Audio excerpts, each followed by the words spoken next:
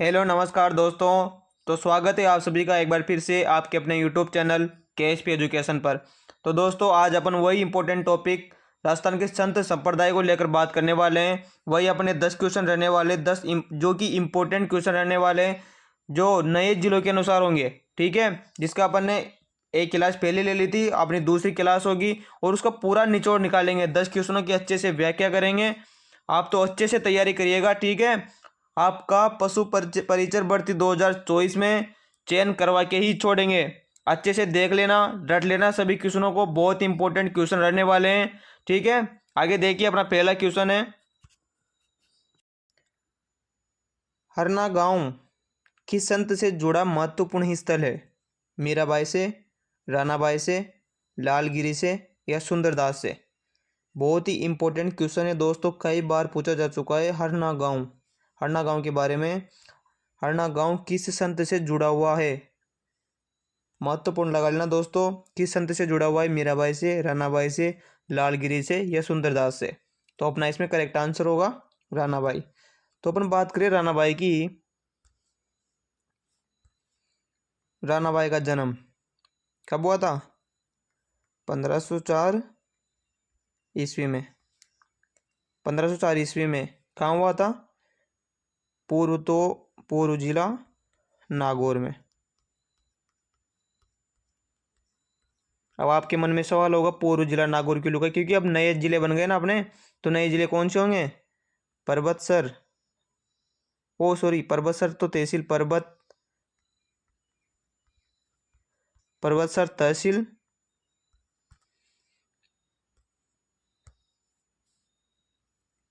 1504 ईस्वी में जन्म हुआ।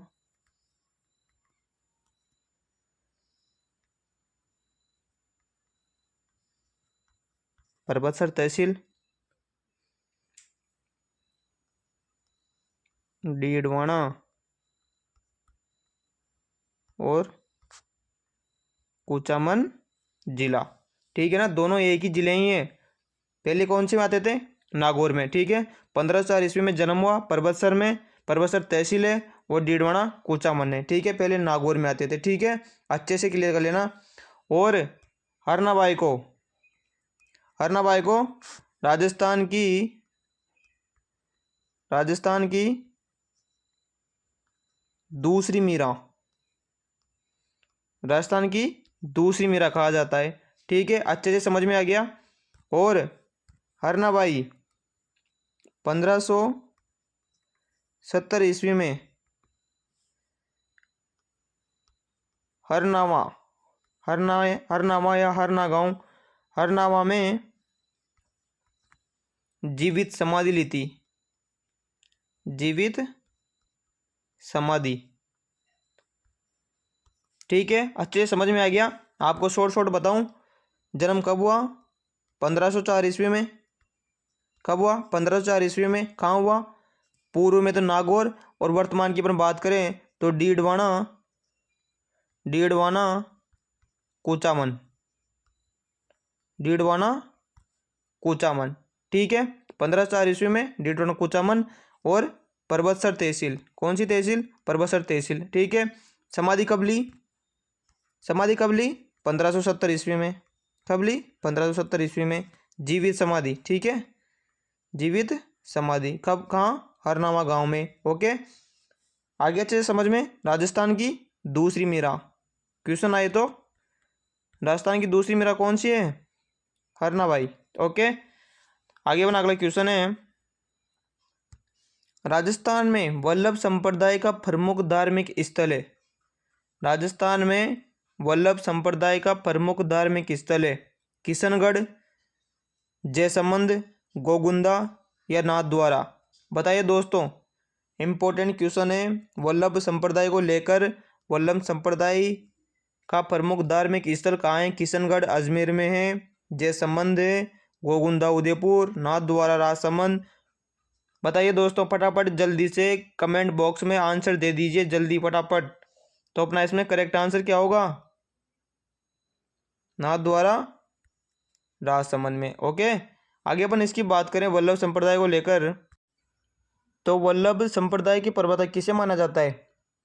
वल्लभ संप्रदाय के प्रवर्तक वल्लभाचार्य। कौन? वल्लभाचार्य। ओके। और इसकी प्रधान पीठ कहाँ है? प्रधान पीठ कहाँ है इसकी? नाथद्वारा राजसमंद में। ठीक है, आगे अच्छे से समझ में। इसकी प्रधान पीठ नाथद्वारा राजसमंद में। यहाँ की श्री कृष्ण की झांकियाँ प्रसिद्ध है। झांकियाँ प्रसिद्ध है। आगे अच्छे से समझ में आ रहा है ना? समझ में। आगे अपन बात करें तो वल्लभ संप्रदाय को लेकर, वल्लभ संप्रदाय की कुल 7 फीटें हैं।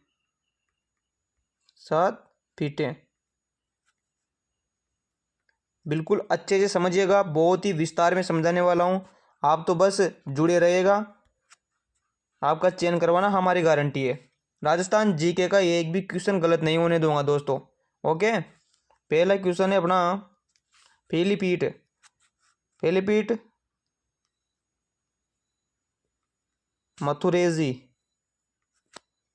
मथुरेश जी या मथुराधीश जी।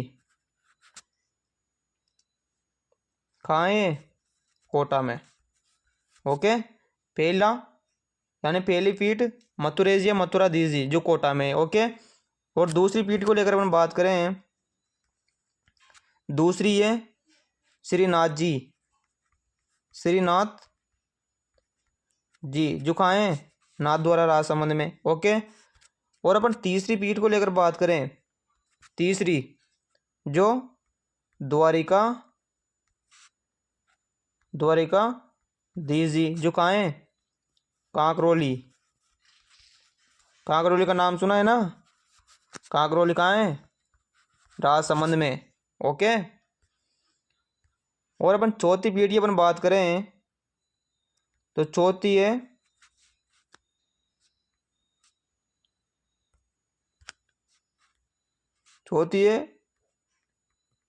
गोकुल नाथ जी। गोकुलनाथ जी जो कहाँ है? यूपी उत्तर प्रदेश में। ओके। गोकुल उत्तर प्रदेश में। 4 पीढ़ी अच्छे से याद हो गए ना? पांचवी की अपन बात करें, पांचवी है गोकुल चंद्र जी जो कहाँ है? कामा। कामा कहाँ है? पहले भरतपुर में आता था, अब डीग में। वर्तमान में कहाँ था? ये डीग में। ओके। और छठी को अपन लेकर अपन बात करें तो छठवीं है बालकृष्ण जी जो कहाँ है? सूरत गुजरात में। ओके। एक बार देख लीजिए, फिर आपको शॉर्ट में अच्छे से बता दूंगा मैं। ओके। सातवीं है मदन मोहन जी। मदन मोहन जी ये कहाँ है? ये भी कामा डीग में, जो नया जिला बना है ना, कामा डीग में। ओके। आगे अच्छे से समझ में। वल्लभ संप्रदाय की प्रधान पीठ कहाँ है? नाथद्वारा राजसमंद में। कहाँ है? नाथद्वारा राजसमंद में। और इसके 7 पीठें जो आपको शॉर्ट बता दूं मैं, मथुराधीश जी या मथुरेश जी जो कोटा के अंदर है। विठल नाथ जी या श्रीनाथ जी ये कहाँ है? नाथद्वारा राजसमंद में। द्वारिकाधीश जी कांकरोली राजसमंद में। गोकुलनाथ जी यूपी उत्तर प्रदेश में। ओके। और गोकुल चंद्र जी, एक तो गोकुलनाथ जी, एक गोकुल चंद्र जी। गोकुलनाथ जी यूपी में, गोकुल चंद्र जी कामाडीग में। ओके। और बालकृष्ण जी सूरत गुजरात में, मदन मोहन जी कामाडीग में। ओके। अच्छे से समझ में आ गया।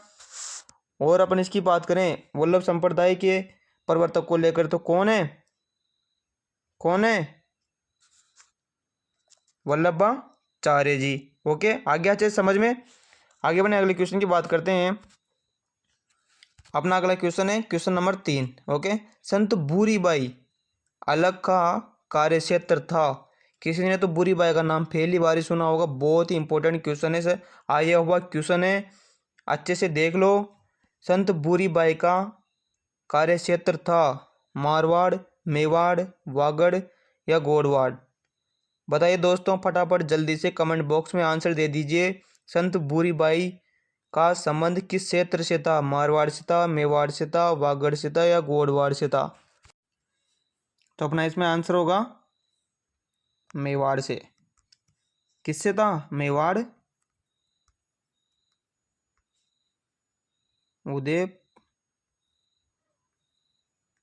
उदयपुर से। ठीक है। भूरीबाई, भूरीबाई की लेकर अपन बात करें तो भूरीबाई निर्गुण व सगुण दोनों ही भक्ति परंपराओं का समर्थन करती थी। ठीक है, ये दोनों ही भक्तियों को मानती थी, निर्गुण को और सगुण को। अच्छे से समझ में आ गया। संत भूरीबाई कहाँ की है? उदयपुर की। ठीक है, उदयपुर मेवाड़, किस उदयपुर किस में आता है? मेवाड़ में। ओके, आगे अच्छे से समझ में। अपना अगला क्वेश्चन है, दासी संप्रदाय का संबंध किससे है? बहुत ही महत्वपूर्ण क्वेश्चन है। दासी संप्रदाय का संबंध किससे है? जेल परेरी 2017 में आया हुआ क्वेश्चन है दोस्तों। अच्छे से दोबारा पेपर खोल के देख लेना। दासी संप्रदाय का संबंध किससे है? जेल परेरी में आया हुआ क्वेश्चन है 2017 वाली भर्ती में। ओके, इसका अपना ऑप्शन है गौरीबाई, दयाबाई, मीराबाई और सहजोबाई। दासी संप्रदाय का संबंध किससे है? मीराबाई से, गौरीबाई से, दयाबाई से या सहजोबाई से? तो किससे है? मीराबाई से। किससे हैं? मीराबाई से। अपन बात करें दासी संप्रदाय को लेकर, दासी संप्रदाय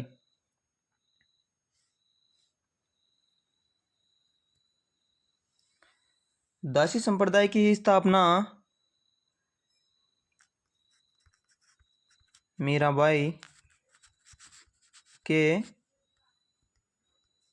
अनुयायियों, यानी जो मीराबाई के मानते थे, मीराबाई को मानते थे, उसके भक्त थे, उसके द्वारा की गई थी। ठीक है, जिसको जिसको क्या बोलते हैं?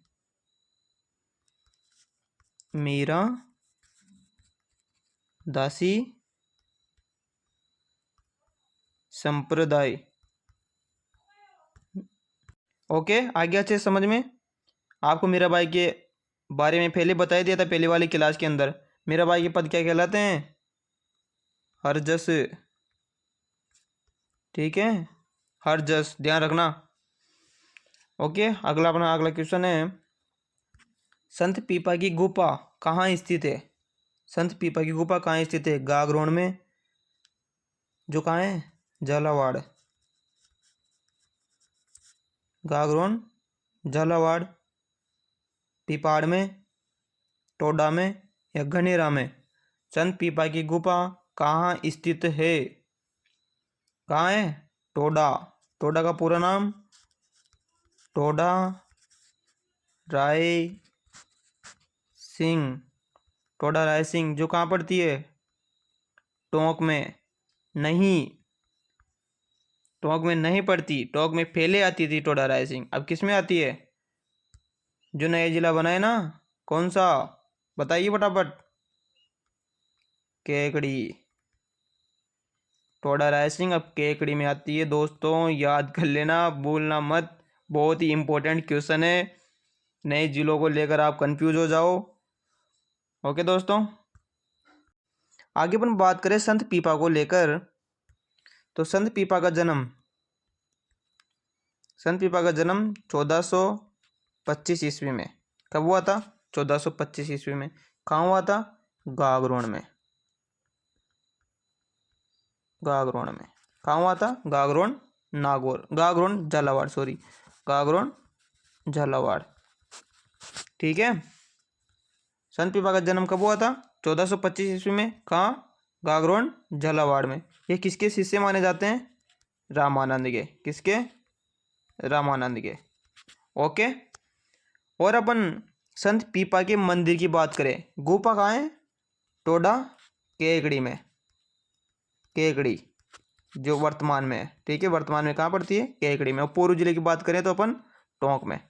ठीक है, टोडा राय सिंह कहाँ पड़ती है? टोंक में। ओके, और इसके मंदिर की अपन बात करें, संत पीपा का मंदिर कहाँ है?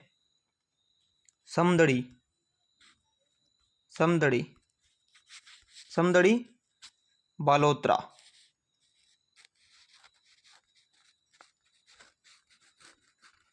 समदड़ी बालोतरा। पहले किस में आता था? बालोतरा जिला हो गया, अब समदड़ी। पहले समदड़ी किस में आता था? बाड़मेर में। पूर्व जिला बाड़मेर, न्यू जिला बालोतरा। ये जिले बहुत ही कंफ्यूज करेंगे, बहुत ही कंफ्यूज। अच्छे से देख लेना, ये बहुत ही सवालों को गलत कराने वाले हैं। ओके, अच्छे से देख लेना दोस्तों, वीडियो को 2-3 बार देख लेना, अच्छे से समझ में आ जाए। ओके, संत पीपा का मंदिर पता ही चले गया कहाँ? समदड़ी बाड़मेर में आता था। अब वर्तमान में मुझे भी मतलब आदत सी हो गई समदड़ी बाड़मेर, लेकिन अब बालोतरा, बालोतरा के अंदर बालोतरा अलग जिला बन गया ना। ठीक है। और संत पीपा का गुफा की अपन बात ही कर लिए, टोडा राय सिंह। ठीक है। संत पीपा की छतरी, संत पीपा की छतरी कहाँ है? गागरोन झालावाड़। ओके, आगे अच्छे से समझ में। संत पीपा को लेकर जन्म कब हुआ था? 1425 ईस्वी में। कहाँ? गागरोन में। किसके शिष्य माने जाते हैं? रामानंद जी के शिष्य माने जाते हैं। इनकी गुफा कहाँ है? टोडा राय सिंह केकड़ी के अंदर, पहले टोंक में आती थी टोडा राय सिंह। ठीक है। और इनका मंदिर कहाँ है? समदड़ी बालोतरा। पहले किस में आता था? समदड़ी बाड़मेर के अंदर। ओके। और इनकी छतरी को लेकर हम बात करें तो छतरी कहाँ है इनकी? गागरोन झालावाड़ के अंदर। आगे अच्छे से समझ में। क्वेश्चन नंबर 6, राजस्थान के वे संत कौन से हैं जो राजस्थान छोड़कर बनारस गए और रामानंद के शिष्य बन गए? ऑप्शन है रैदास, दादू दयाल, धन्नाजी या जाम्बोजी। बताइए दोस्तों जल्दी जल्दी। राजस्थान के वे संत कौन है जो राजस्थान छोड़कर बनारस गए और रामानंद के शिष्य बन गए? रैदास जी, दादू दयाल जी, धन्ना जी या जाम्बो जी। तो अपना इसमें करेक्ट आंसर होगा धन्ना जी। धन्ना जी का जन्म कहाँ हुआ था? दूवन गांव टोंक में।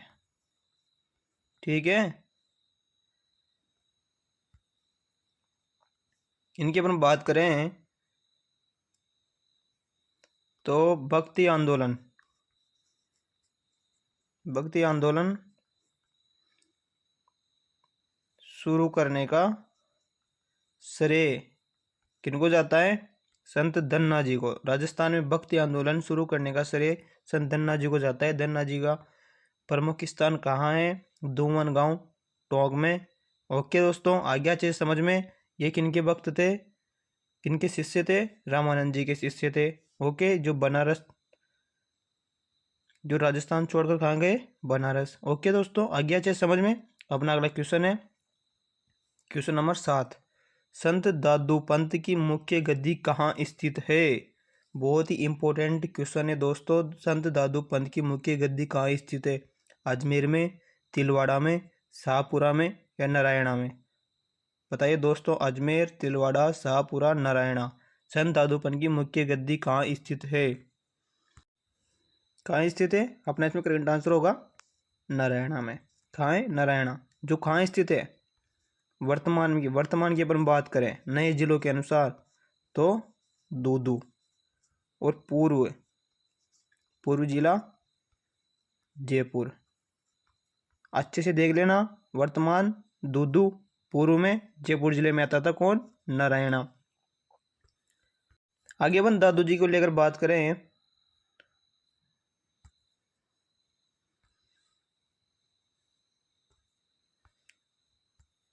संत दादू जी को लेकर अपन बात करें तो दादू जी का जन्म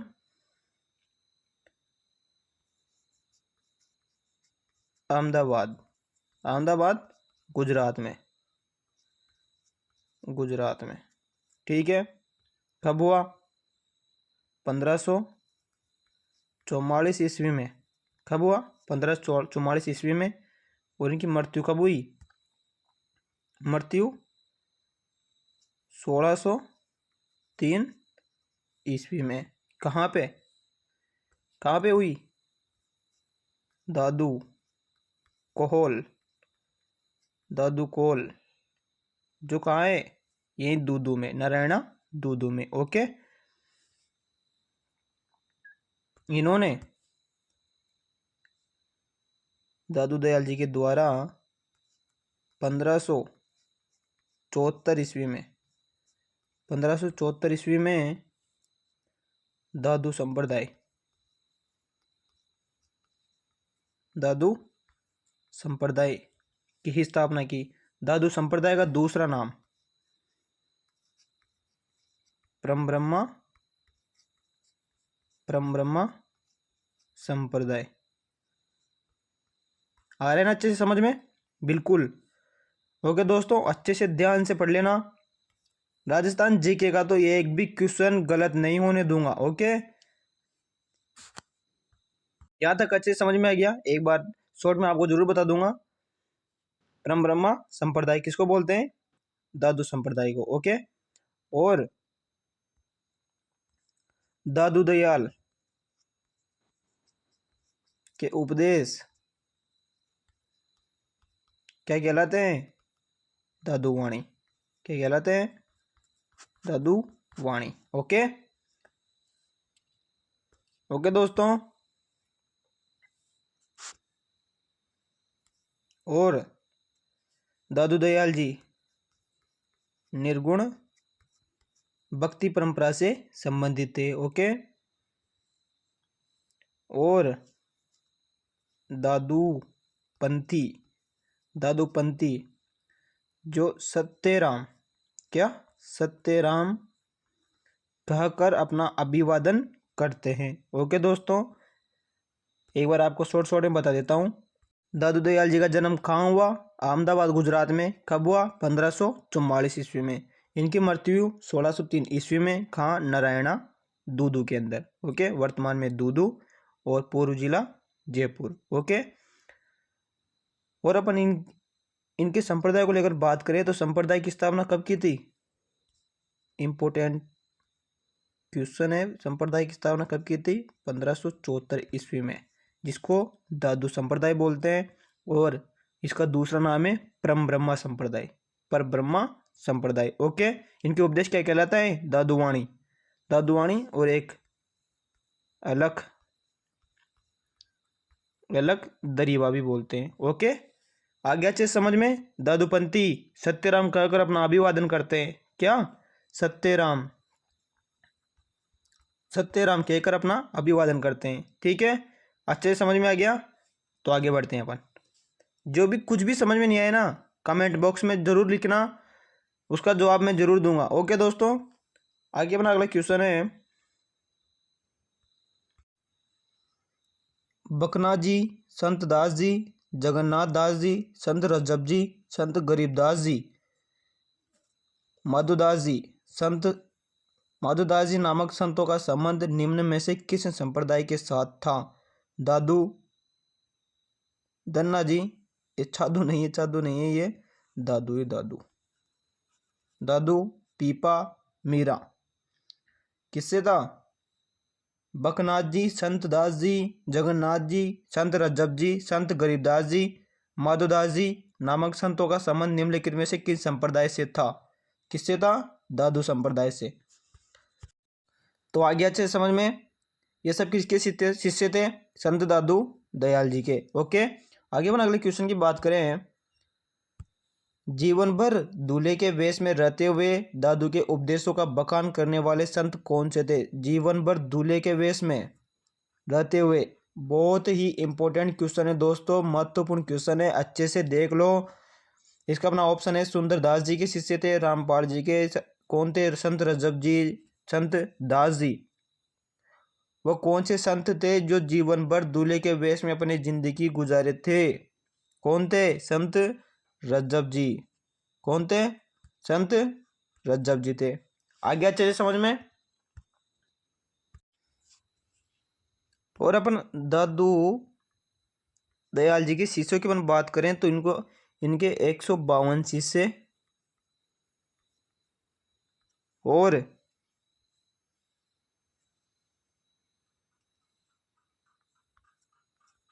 इनके 152 शिष्य थे, जिसमें से 52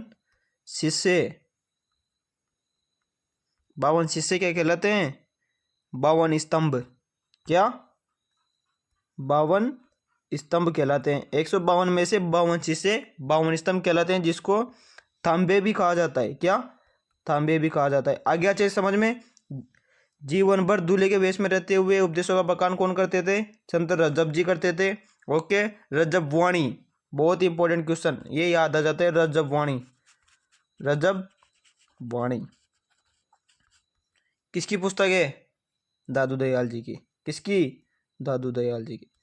आप रज्जब जी की मत करना, रज्जब वाणी दादू दयाल जी की पुस्तक है। ओके, अच्छे से समझ में आ गया। आगे हम अगले क्वेश्चन की बात करें। दादू पंथ की कितनी शाखाएं थी? बहुत ही इंपॉर्टेंट क्वेश्चन है। दादू पंथ की कितनी शाखाएं थी? 4, 5, 6, 8। बताइए, दादू पंथ की कितनी शाखाएं थी? 5 शाखाएं। अपन बात करते हैं 5 शाखाओं को लेकर। पहली थी खालसा, दूसरी नागा। कौन सी? नागा। तीसरी थी उत्तराधे व स्थानधारी। कौन सी? उत्तराधे स्थानधारी। चौथी थी विरक्त। सभी की अपन अच्छे से बात करेंगे। ओके, और लास्ट 5वीं शाखा थी खाकी। कौन सी? खाकी। ओके, और अपन डिटेल में अपन बात करें खालसा को लेकर। पहली शाखा थी खालसा। खालसा जो गरीबदास जी के द्वारा चलाई गई थी। ओके, नागा दूसरी, नागा जो किनके द्वारा? सुंदरदास जी के द्वारा। किनके द्वारा? सुंदरदास जी के द्वारा। ओके, आ गया चीज समझ में। और अपन बात करें उत्तराधे, तीसरी शाखा अपनी उत्तराधे शाखा। इनको क्यों कहा जाता है उत्तराधे? क्योंकि राजस्थान छोड़ के उत्तर की ओर चले गए थे। ओके, इसलिए इनको, मतलब हरियाणा पंजाब की ओर चले गए थे, इसलिए इनको उत्तराधि शाखा कहा जाता है। ओके दोस्तों, चौथी शाखा थी विरक्त। कौन सी? विरक्त शाखा। इनको विरक्त शाखा क्यों कहा जाता है? क्योंकि ये क्या थी? गुम्मक्कड़ दादूपंथी थे। कौन थे? गुम्मक्कड़ दादूपंथी। ओके दोस्तों, और एक 5वीं जो लास्ट शाखा थी अपनी खाकी। कौन सी? खाकी। इनको खाकी क्यों कहा जाता है? क्योंकि शरीर पर भस्म लगाते थे। क्या? भस्म लगाते थे और जटा रखते थे। जटा यानी बड़े बड़े बाल। ओके, और खाकी वस्त्र पहनते थे। ओके दोस्तों, सेशन अच्छा लगा हो तो लाइक जरूर करें और शेयर जरूर करना, अपने दोस्तों के पास शेयर जरूर करना।